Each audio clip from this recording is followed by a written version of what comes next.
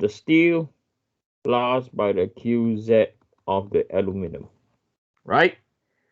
Okay, so QZ at the steel, we've done this before. Okay, I'm going to write it again. So 1, width is 1.5, right? And then the thickness is 1, right? So the Y bar now is 1.133 minus by 1/2, right? And then plus, next comes the aluminum section. So the aluminum section we are talking about is this region now, right? There's the aluminum section at the bottom. So plus by 53 over 145. The width is still the same, but the depth is 1.133 minus 1 multiplied by 1.133. Okay, 1.133 minus 1 multiplied by half. Okay, so this over here is the Y bar. This over here is the depth. This over here is the width, and this over here is the end. Okay, so this will be equal to 1.133 minus 0.5 times by 1 times by 1.5 is equal to 0.9495. We found this out before already, right? Because this is the same number as when it was at where? When we were dealing with the bond surface. So 9495, we have seen this number before, right? So 9495 was also, we got it from here. Okay. Then plus by 1.133 minus 1 squared times by 0.5 times 1.5 times by 53 over 145 is equal to 4.8492.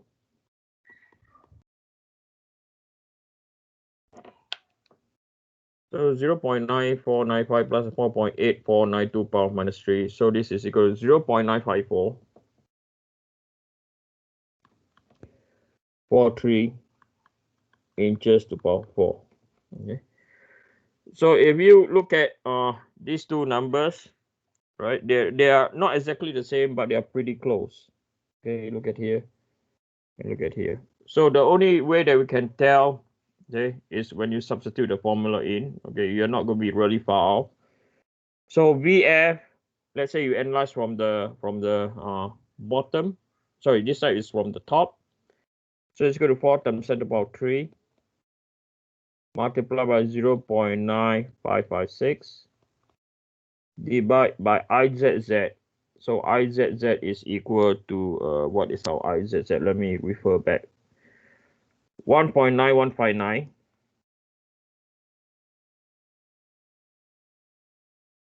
And the thickness to be 1.5.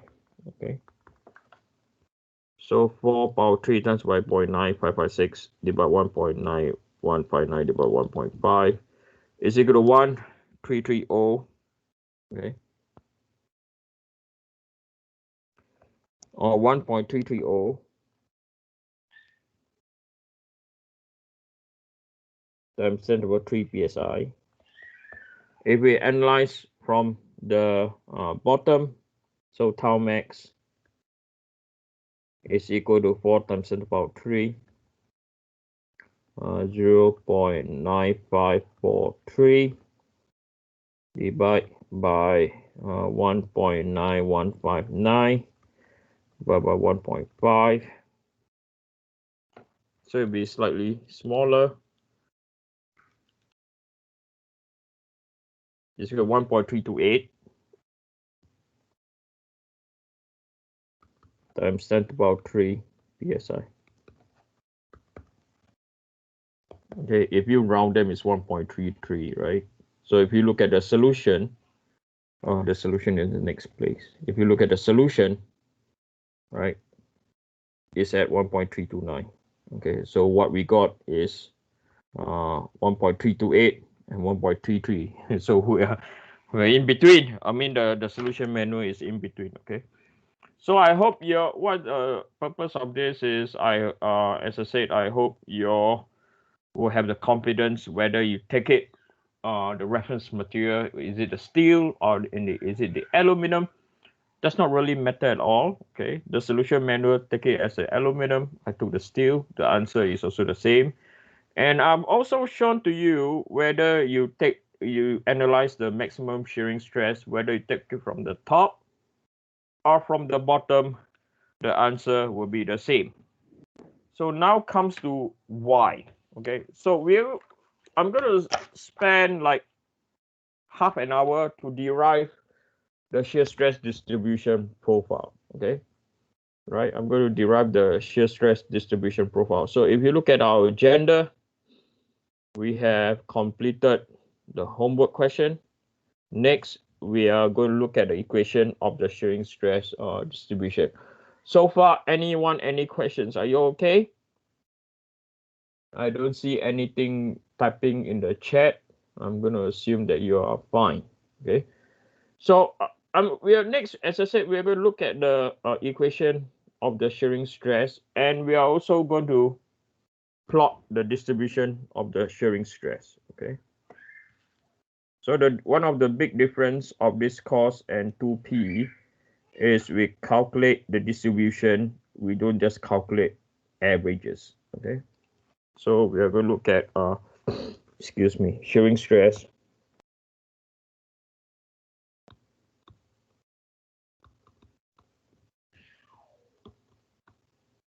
equation and distribution.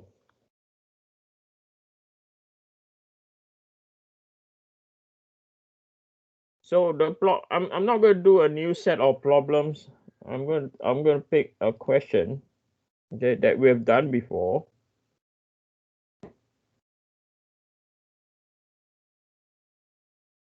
Okay, this question we've done before. We found the stresses at point A last week and at point B.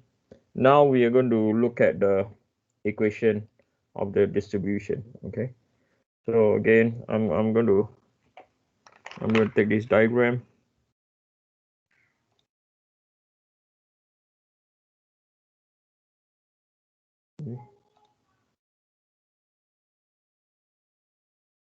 Okay. So we're going to base it on this example over here. So we know, right? We know that Vy, to quickly recap, Vy is 90 times 10 to the power 3 Newton. And if we were to construct our transformation, this is X, Y, rotation about Z, and then this is the cross-sectional view. So this is our Y, Z, rotation about X. Okay, right-hand rule. So we also know that IZZ, last week we found IZZ, right? The IZZ value is equal to 5.813 times 10 to the power minus 6. Okay, so 5.813 times 10 to the minus 6 meter to the power 4. And we also found where is our Y bar, our centroid. So let me recall. The centroid is we found it last week. Hold on. 35 millimeters from the top. Okay. So 35 millimeters from the top.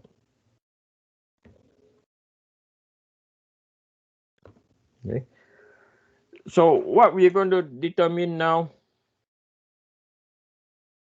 is we're going to find the flange section. Okay, so I'm going to bring this diagram down here. Okay, so we're going to find this diagram is way too big. Let me shrink down. Okay, so I can write. Okay, so we know that the centroid is 35 millimeters from the top.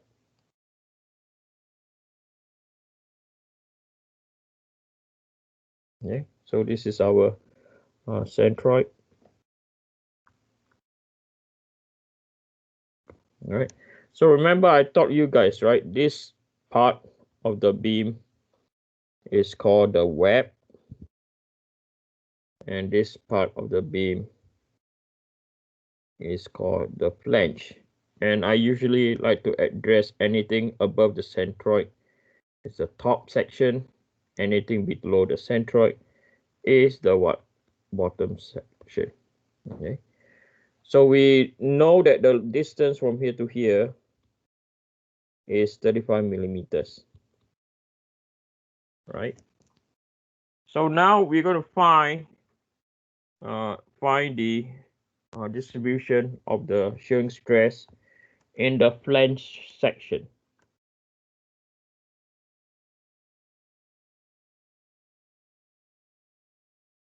So the limit will be 35 millimeters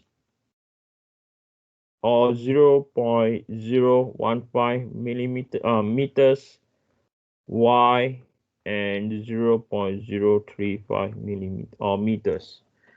Why that is the case? Because the distance from here to here is or from the centroid, right, to here is 15 millimeters, right? And then up to the extreme position where I'm highlighting now, there is 35 millimeters. So the equation that we're going to form is only valid at that section. Okay.